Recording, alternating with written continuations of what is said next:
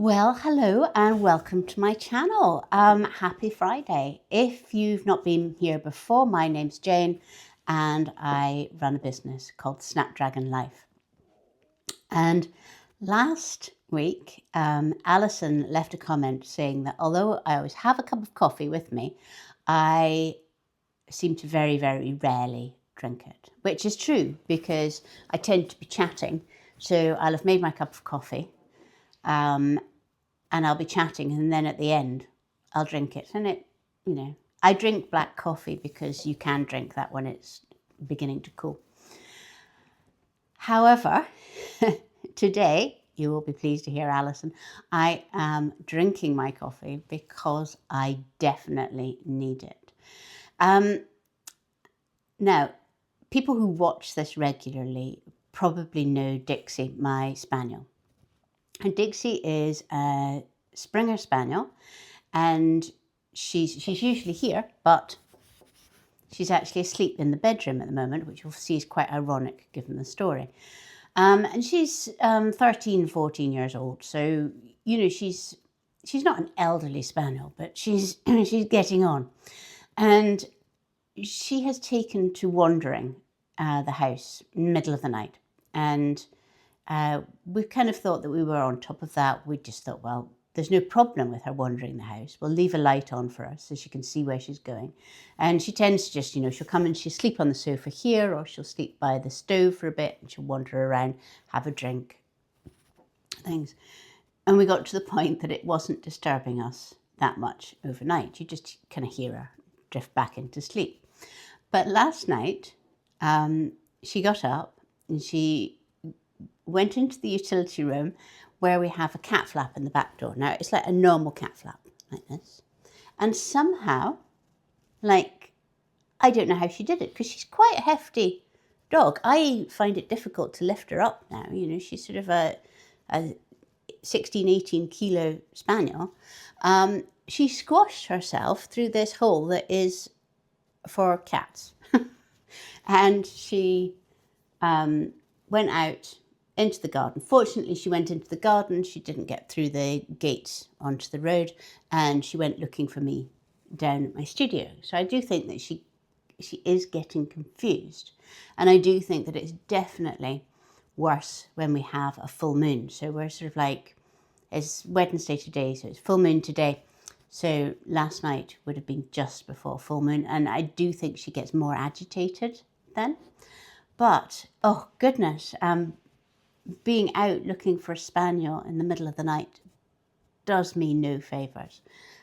So I am definitely needing my coffee this morning. And I apologise in advance if I get a bit more brain foggy than normal and if my words start to go. Now, it is not about wandering spaniels that I want to talk about. It is about signing your work, whether that is, painting, collage, textile, embroidery, pottery, whatever. And it's something that I have been really bad about. Sometimes I sign things. Often I sign them with Snapdragon, which is business name. Sometimes I'll just initial things. One of the things I do when I have an order comes in, I will do a little ink drawing for each order that goes out. Just a very simple mug of flowers usually. And I will initial that really as a way of saying, I drew this for you.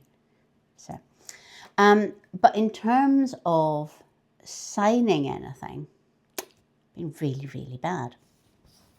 And I think that part of that has been that it's quite a nuanced thing, signing things. So the first reason people say you should sign things is as a statement of worth. So signing something says that you are proud of the things that you're creating. It is kind of a line in the sand that says, I am an artist, I am proud of this work, I am signing it. It can be seen as a feminist statement because women are historically much less likely to sign things than men. And it is that kind of respecting yourself as an artist thing. And I completely get that. The second thing that comes up around signing works of art or, things that you have made is value, perceived value, commercial value.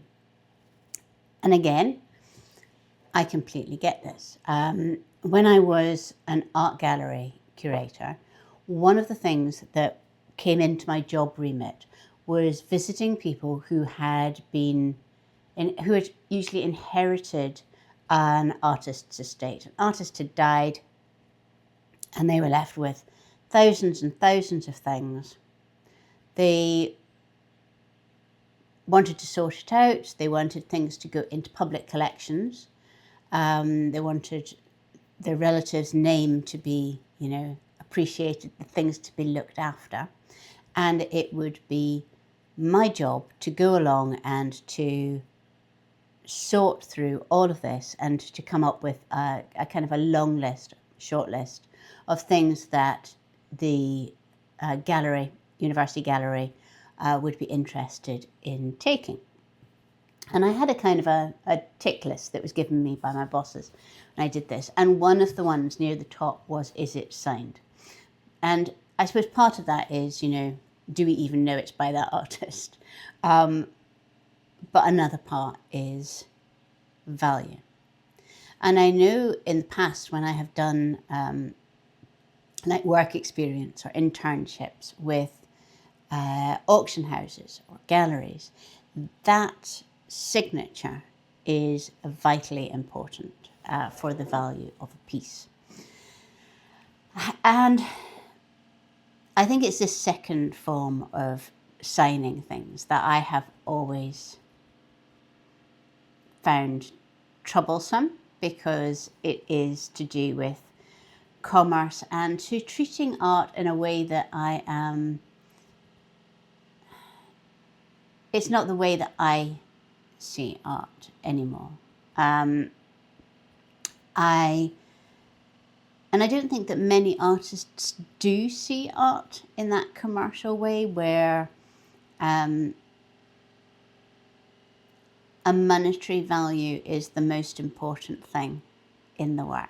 Some artists, obviously, I'm sure, have a very keen sense of what will bring in money most easily. But most of the artists that I know are creating because of something that they are wanting to express, to share, and things. The monetary thing is essential to keep them fed and clothed and, so on. But it's not the motivator. I hate hierarchies. I think that, the idea of hierarchies or having, tiers of who's a good artist and who's not a good artist, and is this, what's the best kind of thing. I hate all of that in any walk of life. And I suppose that's why I had traditionally kind of just never really bothered with signing anything. However, now I have completely changed my mind, and I am evangelical about our need to sign the things that we make. The reason for this is quite simple. I run an online artistic club, I suppose. It's called the Studio Club, and there are several hundred people. We get together with Zooms, and we have sort of like a project that goes over several months, and we'll be discussing things, making things, having sewing bees, that kind of thing. And for the first 6 months of this year, we are themed around the generation of women who were sort of like 1920s to 1960s, and the things that they made and that have been handed down, or are in charity shops or whatever. And it became really clear in the first of the stitching bees that we did, where people brought along things that they have, that in many, many cases, we do not know who made something that we have.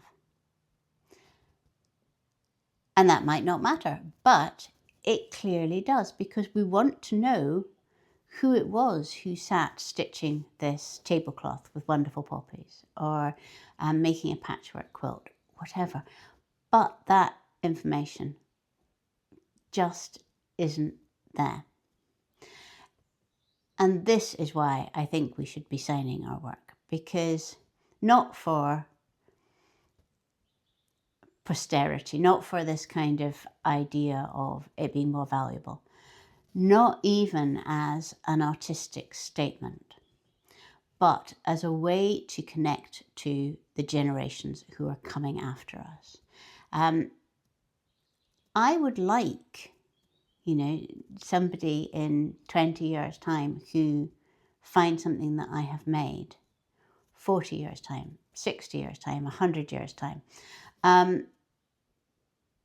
to kind of have a connection back to me, because I think that this connection forward and backwards is really valuable and is one of the things that can create immense good in our world. That if we think that we have a responsibility to our ancestors, and we also have a responsibility to the generations who are coming after us, if we feel that connection, then we are more likely to take action for the good. And I think that all things that are for the good are particularly for the good at the moment. So I am now advocating for everybody to leave not just a signature, but almost a kind of a mini message to people going forward. So the first thing that I've done is we are making in the Studio Club at the moment a needle case like this. This is the project that just started this week. If you want to join us, we're right at the beginning of this particular project, and I'll put all of the links down underneath. It costs $14.95 a month. You can leave at any point. There isn't a minimum thing. So if you join and you find it's not for you, you can just leave, and you don't even need to tell me. You just switch off the auto renew. And there are also supported places available, but everything is down on the link, so I'll just do that. So we're making this needle book, which you can see this is based on a 1930s transfer, like this one. And inside we have a sampler. And we've been learning all of these stitches, and we've got all of the instructions for each of these kinds of stitches. This was my kind of photo sample, and you can see I put JL. Yeah. And now I'm making a one that I'm doing like in real time alongside other people. And so this is the inside bit. So this bit is going to be like this bit. Okay. And so here I have lots of stitches. These are sort of like running stitches and cross stitches and chain stitches. And the point is to see how many fun things you can do with just 4 simple stitches. But then here I am leaving a big space deliberately, and I'm going to get everybody just to leave a big space here and write something here. So I've just written Jane Lindsay, Balfron, which is my nearest town, 2025 at the moment, and then I may well put something else here and here and embroider it. And that, I don't know what I'm going to be doing with this needle book. I think it's probably going to be sort of my travel needle book. I may write on it that it was partly sewn in Naples, because in 3 days' time from when you watch this, I shall be going back to Italy for 5 weeks, which I'm very, very excited about. If you've been watching for more than a year, you'll know that I went to Naples this time last year for 4 weeks on my own. And it just transformed the way that my life was working and things. You can watch the videos there. And it worked so well that I decided just to do a straight repeat this year. So I'm going for 4 days to Venice, which is a bit of a family holiday. And then I've got 4 weeks in Naples and a few days holiday at the end. And, you know, everything will continue as it is. Better than it is, because my filmmaking is so much more straightforward now. So I'll be able to film a lot more in Naples, and some of it will be on YouTube here, but a lot of it will also be kind of themed around embroidery and so on, and be in the studio club for my Tuesday emails. And I think that I'm going to embroider on here that it's Belfron and Naples, and you know, maybe even write something about that, and then when I'm sewing this up, have it inside as a kind of a secret explanation. Just something that is going forward as well as going backwards. So that's me. I have almost finished my coffee, and I wanted to show you that this is one of my hyacinths that came out. This is Woodstock, which is just such a glorious colour, and I have it on my desk here because it's also beautifully scented. And I possibly won't have a Friday film next week because I will be travelling.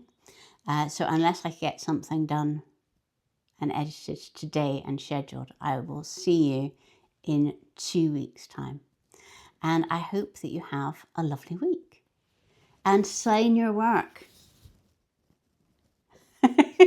Bye-bye.